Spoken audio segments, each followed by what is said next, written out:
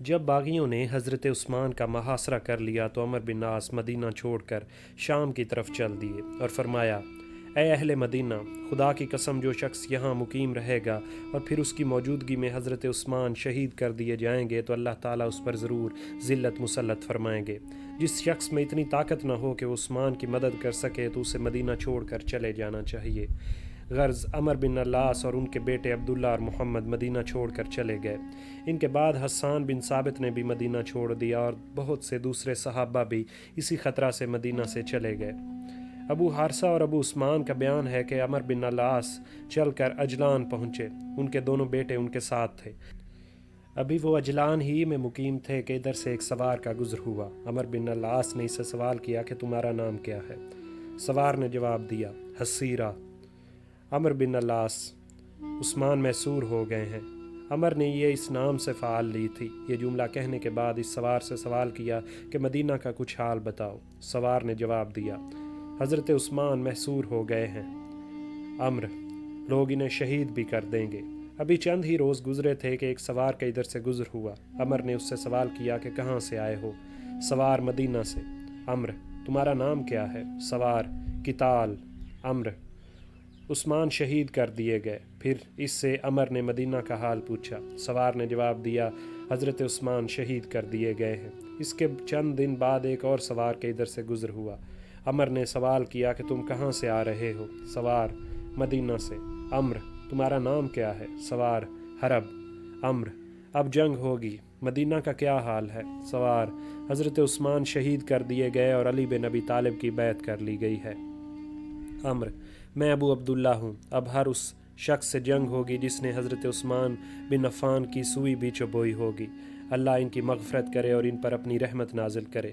اس پر سلامہ بن زنباہ نے لوگوں سے کہا: اے قریشیو، خدا کی قسم، تمہارے اور عرب کے درمیان ایک دروازہ تھا، اگر وہ ٹوٹ گیا ہے تو دوسرا دروازہ تعمیر کر لو۔ عمر: یہی ہم چاہتے ہیں، اور دروازہ بننے کی صلاحیت تو وہی رکھ سکتا ہے جو تکلیف کے وقت بھی حق پر قائم رہے اور لوگوں میں برابر انصاف کرے۔ پھر عمر بن العاص نے تمثیلاً یہ شعر پڑھا: میری جان مالک پر قربان ہو، لیکن اس جان قربان کرنے سے تقدیر میں کوئی تبدیلی نہیں ہوتی۔ کیا اس طرح میں انہیں گرمی سے بچا سکتا ہوں؟ میں تو صرف ایک عذر پیش کر رہا ہوں یا اپنی قوم کا ماتم کر رہا ہوں۔ اس کے بعد عمر نے یہاں سے روتے ہوئے سفر کیا۔ وہ بالکل عورتوں کی طرح رو رہے تھے: ہائے عثمان، آج میں حیا اور دین دونوں کا ماتم کر رہا ہوں۔ عمر اس طرح روتے ہوئے دمشق پہنچے۔ انہیں اپنے تن من کا کچھ بھی ہوش نہ تھا کہ وہ کچھ سوچتے۔ سری نے شعیب، سیف اور محمد بن عبداللہ کے حوالے سے ابو عثمان کے اس بیان کا ذکر کیا ہے کہ رسول اللہ نے عمر بن العاص کو عمان بھیجا تو انہوں نے وہاں ایک پادری سے کچھ باتیں سنی۔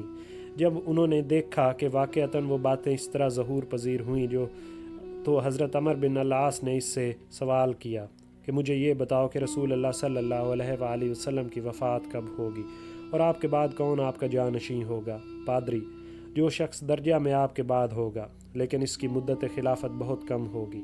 عمر: اس کے بعد کون ہوگا؟ پادری: انہی کی قوم میں سے ایک شخص ہوگا جو رتبہ میں پہلے کی مانند ہوگا۔ عمر: اس کی خلافت کتنی مدت قائم رہے گی؟ پادری: اس کی خلافت ایک طویل مدت تک قائم رہے گی، لیکن وہ قتل کر دیا جائے گا۔ عمر: کیا دھوکہ سے قتل ہوگا یا اس کی جماعت اسے قتل کرے گی؟ پادری: یہ دھوکہ سے قتل ہوگا۔ عمر: اس کے بعد کون ہوگا؟ پادری: اس کی قوم میں سے ایک شخص ہوگا جو درجے میں اس کے قریب ہوگا۔ عمر: اس کی خلافت کی مدت کیا ہوگی؟ پادری: یہ بھی ایک طویل مدت تک خلیفہ رہے گا اور اسے بھی قتل کر دیا جائے گا۔ عمر: یہ کیسے قتل ہوگا؟ پادری: اس کی جماعت اس کے خلاف بغاوت کر کے اسے قتل کرے گی۔ عمر: یہ تو انتہائی خطرناک معاملہ ہے، لیکن اس کے بعد کون خلیفہ ہوگا؟ پادری: اس کی قوم میں سے ایک شخص خلیفہ ہوگا، لوگ اس سے اختلاف کریں گے، اس کے زمانے میں آپس میں بہت سخت لڑائیاں ہوں گی، ابھی اس کی خلافت پر اتفاق بھی نہ ہو پائے گا کہ اسے قتل کر دیا جائے گا۔ عمر: یہ کیسے قتل کیا جائے گا؟ پادری: دھوکہ سے۔ عمر: اس کے بعد کون خلیفہ ہوگا؟ پادری: جو شخص ارض مقدس کا امیر ہوگا، اس کی حکومت بہت زبردست ہوگی اور بہت دن تک قائم رہے گی، اس کے زمانے میں تمام فرقے جمع ہو جائیں گے اور ہر قسم کا انتشار ختم ہو جائے گا، یہ خلیفہ اپنی موت مرے گا۔ جب عمر بن العاص کو حضرت عثمان کی شہادت کی خبر ملی تو انہوں نے فرمایا میں یہاں وادی الصبا میں آرام سے بیٹھا ہوں تو گویا میں نے ہی انہیں قتل کیا ہے۔ اب دیکھنا یہ ہے کہ ان کے بعد یہ خلافت کسے ملتی ہے۔ اگر طلحہ خلیفہ ہوتے ہیں تو وہ عرب کے ایک نوجوان ہیں اور خلافت کے اہل ہیں، اور اگر علی خلیفہ ہوتے ہیں تو وہ حق کو نچوڑ کر رکھ دیں گے، لیکن مجھے ان کی خلافت پسند نہیں۔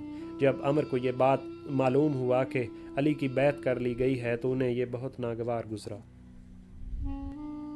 وہ کچھ دن تک اسی انتظار میں رہے کہ دیکھیے کیا حالات پیش آتے ہیں۔ جب انہیں طلحہ اور زبیر اور حضرت عائشہ کی بصرہ کی جانب سفر کی اطلاع ملی تو انہوں نے یہ فیصلہ کیا کہ مجھے اس وقت تک خاموش رہنا چاہیے جب تک کہ یہ معلوم نہ ہو جائے کہ یہ لوگ کیا کرتے ہیں۔ جب انہیں یہ معلوم ہوا کہ طلحہ اور زبیر شہید کر دیے گئے ہیں تو انہیں اس کا انتہائی غم ہوا۔ کسی نے ان سے کہا کہ معاویہ علی کی بیعت کرنا نہیں چاہتے، اگر آپ معاویہ کے پاس چلے جائیں تو وہ آپ کے لیے علی بن ابی طالب سے زیادہ بہتر ثابت ہوں گے۔ ویسے بھی معاویہ نے حضرت عثمان کی شہادت کو بہت زیادہ اہمیت دی ہے اور وہ ان کے قصاص کا مطالبہ کر رہے ہیں۔ یہ معلوم ہونے کے بعد عمر بن العاص نے اپنے بیٹوں کو مشورہ کے لیے طلب کیا۔ جب دونوں بیٹے آ گئے تو ان سے فرمایا تمہیں یہ معلوم ہو چکا ہے کہ حضرت عثمان شہید کر دیے گئے ہیں، لوگوں نے علی کی بیعت کر لی، لیکن معاویہ علی کی مخالفت پر تیار ہیں، تمہارا کیا مشورہ ہے؟ جہاں تک میرا خیال کا تعلق ہے تو علی کے ساتھ ملنے میں کوئی بھلائی نہیں، وہ تو پرانے راستے پر ہی چلے گا اور اپنے کام میں کسی کو شریک نہ کرے گا۔ عبداللہ بن عمرو: جب رسول اللہ صلی اللہ علیہ وآلہ وسلم کی وفات ہوئی تو وہ آپ سے راضی تھے، اس طرح ابو بکر بھی وفات کے وقت آپ سے خوش تھے، پھر عمر بھی تمام زندگی آپ سے راضی رہے۔ میری رائے تو یہ ہے کہ آپ اپنے ہاتھ روک کے رکھیں اور اپنے گھر میں بیٹھ جائیں، اور جب لوگ کسی امام پر متفق ہو جائیں تو آپ اس کی بیعت کر لیں۔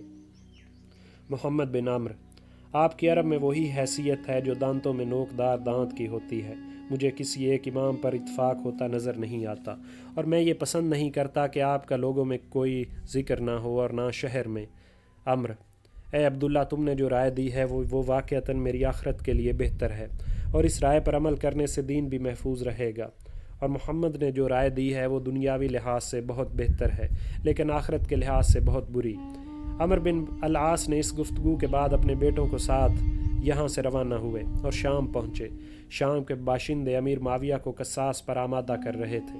حضرت عمر بن العاص نے لوگوں سے مخاطب ہو کر فرمایا تم واقعتاً حق پر ہو، اس لیے خلیفہ مظلوم کے قصاص کا مطالبہ کرو، لیکن امیر معاویہ نے عمر بن العاص کی اس بات پر کوئی توجہ نہ دی۔ عمر بن العاص کے بیٹوں نے اس سے کہا کہ معاویہ نے آپ کی بات کی جانب کوئی توجہ نہیں دی، اس لیے آپ کسی اور کے پاس چلیے، لیکن عمر بن العاص نے اس مشورہ پر کوئی توجہ نہ دی اور تنہائی میں امیر معاویہ کے پاس پہنچے اور ان سے کہا مجھے تجھ پر بہت تعجب ہے کہ میں تو تیری حمایت پر آمادہ ہوں اور تو مجھ سے منہ پھیر رہا ہے۔ خدا کی قسم اگر ہم تیرے ساتھ خلیفہ کے قصاص کا مطالبہ کریں تو ہمیں اس شخص سے جنگ کرنی ہوگی جس کی سبقت اسلام، قرابت رسول اور فضیلت سے تو بھی واقف ہے، لیکن ہم نے دنیا کو اختیار کر لیا ہے۔ یہ سن کر معاویہ نے ان سے صلح کر لی اور ان کی جانب مائل ہو گئے۔ جب حضرت علی جنگ جمل سے فارغ ہو گئے اور بصرہ سے کوفہ کی جانب روانہ ہوئے تو جریر بن عبداللہ کو معاویہ کے پاس قاصد بنا کر بھیجا کہ انہیں اطاعت کی دعوت دے۔ حضرت علی جب جنگ کے لیے بصرہ تشریف لے گئے تو جریر بن عبداللہ ہمدان کے گورنر تھے، انہیں وہاں حضرت عثمان نے گورنر مقرر کیا، اور اشعث بن قیس حضرت عثمان کی جانب سے آذربائیجان کے عامل تھے۔ جب حضرت علی بصرہ سے کوفہ چلے تو ان دونوں کو لوگوں سے بیعت لینے اور اپنے پاس چلے آنے کا حکم دیا۔ ان دونوں نے بیعت کر لی اور حضرت علی کی خدمت میں حاضر ہوئے۔ عمر بن شعبہ نے ابو الحسن کے حوالے سے ابو عوانہ کا یہ بیان تحریر کیا ہے کہ جب حضرت علی نے امیر معاویہ کے پاس قاصد بھیجنے کا ارادہ کیا تو جریر بن عبداللہ نے عرض کیا کہ آپ مجھے قاصد بنا کر روانہ کیجیے، کیونکہ میری اس سے دوستی ہے، میں معاویہ کو آپ کی اطاعت کی دعوت دوں گا اور انہیں اس پر مجبور کروں گا۔ اشتر: آپ اسے ہرگز معاویہ کے پاس نہ بھیجیے، کیونکہ میرا خیال ہے کہ یہ دل سے معاویہ کے ساتھ ہے۔ علی: انہیں جانے دو تاکہ ہمیں یہ معلوم ہو کہ یہ وہاں سے کیا خبر لاتے ہیں۔ حضرت علی نے معاویہ کے نام ایک خط بھی تحریر کیا جس میں لکھا کہ تمام مہاجرین و انصار نے ان کی بیعت پر اتفاق کر لیا ہے۔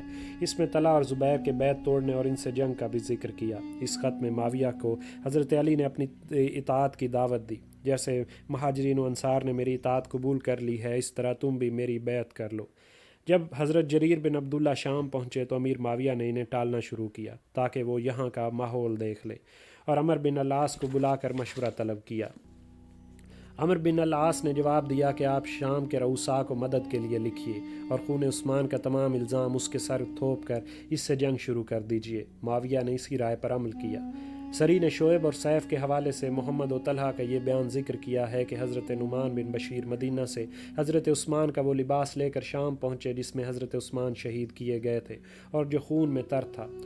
نعمان کے ساتھ حضرت عثمان کی اہلیہ نائلہ کی انگلیاں بھی تھیں، جن میں 2 انگلیاں تو پوروں سے کٹی ہوئی تھیں، ایک ہتھیلی سے 2 جڑ سے کٹی ہوئی تھیں اور آدھا انگوٹھا تھا۔ حضرت امیر معاویہ نے یہ لباس ممبر پر رکھ دیا۔ تمام مقامات کے لشکروں کو اس لباس کے حال سے مطلع کیا۔ لوگ اس لباس پر ٹوٹ پڑے۔ یہ لباس 1 سال تک ممبر پر رکھا رہا اور انگلیاں ٹنگی رہیں۔ لوگ اس لباس وغیرہ کو دیکھ کر زار و قطار روتے تھے۔ لوگوں نے قسمیں کھائی تھیں کہ نہ تو وہ اپنے بیویوں کے پاس جائیں گے اور نہ احتلام کے بغیر غسل کریں گے اور نہ بستروں پر سوئیں گے جب تک کہ قاتلین عثمان کو قتل نہ کر دیں، اور جو شخص اس کی راہ میں رکاوٹ ہوگا اسے موت کی گھاٹ اتار دیا جائے گا یا خود ختم ہو جائیں گے۔ لوگ اس طرح لباس عثمان پر ٹوٹ پڑ رہے تھے۔ یہ لباس روزانہ ممبر پر رکھا جاتا۔ کبھی کبھی امیر معاویہ اس لباس کو خود پہنتے اور اپنے گلے میں نائلہ کی انگلیاں ڈال لیتے۔ جب جریر بن عبداللہ نے شام میں یہ منظر دیکھا، جب وہ حضرت علی کے پاس واپس آئے تو انہوں نے بتایا کہ تمام اہل شام آپ سے جنگ کرنے پر متفق ہیں۔ یہ سب کے سب عثمان کے لباس کو دیکھ کر روتے ہیں اور کہتے ہیں کہ علی نے عثمان کو قتل کیا اور ان کے قاتلین کو پناہ دی، اور وہ اس وقت تک باز نہ آئیں گے جب تک کہ ان قاتلین کو قتل نہ کر دیں۔ یہ سن کر اشتر نے حضرت علی سے کہا، میں نے تو آپ کو پہلے ہی سے منع کیا تھا کہ جریر کو قاصد بنا کر نہ روانہ کریں۔ میں تو پہلے ہی یہ کہتا تھا کہ اس کے دل میں آپ کی جانب سے بغض اور عداوت بری ہوئی ہے۔ اس کے بھیجنے سے تو یہ بہتر تھا کہ آپ مجھے قاصد بنا کر روانہ کرتے۔ یہ مزے سے معاویہ کے پاس ٹھہرا رہا اور جو دروازہ اپنے لیے کھلوانا چاہتا تھا اسے کھلوا لیا، اور جسے بند کروانا چاہتا ہوگا اسے بند کروا لیا ہوگا۔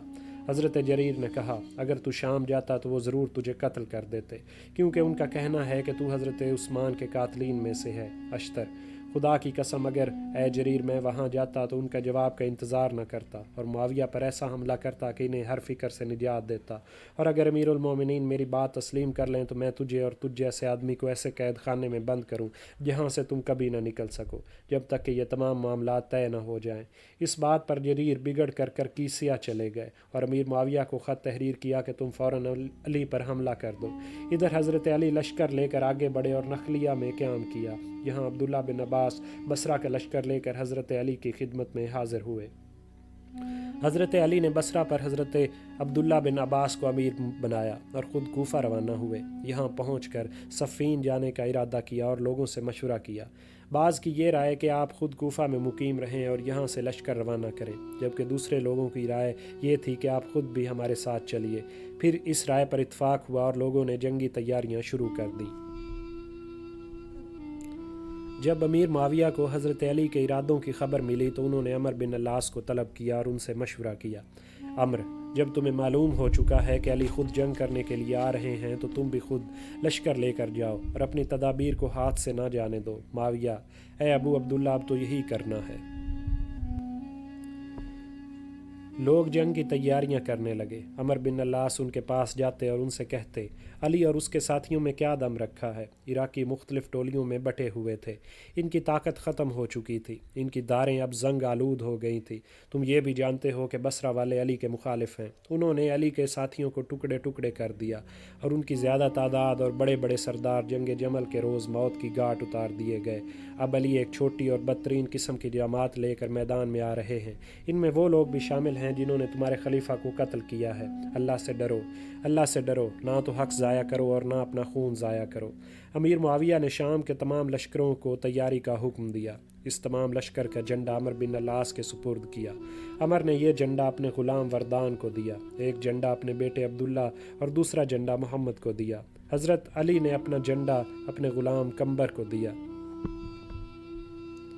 حضرت علی نے زیاد بن النفر الحارثی کو 8000 فوج دے کر روانہ کیا۔ ان کے پیچھے پیچھے شریح بن الحانی کو 4000 فوج دے کر روانہ کیا۔